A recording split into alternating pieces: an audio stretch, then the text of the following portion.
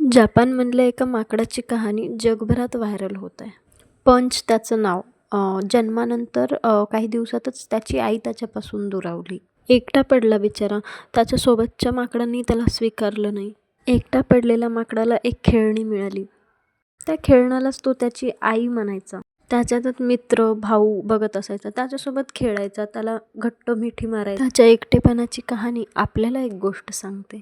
ते म्हणजे आपल्याकडे कितीही पैसा असू द्या, धन, दौलत, ऐशो आराम कितीही असू द्या, पण जर आपलं हक्काचं माणूस, प्रेम, त्याचा आधार हे जर नसेल ना, तर सगळं काही झूट आहे.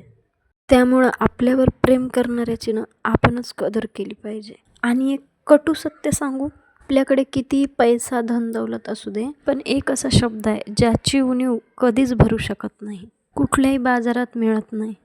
ते म्हणजे आई. ते म्हणतात ना, स्वामी तिन्ही जगाचा, आई विना भिकारी.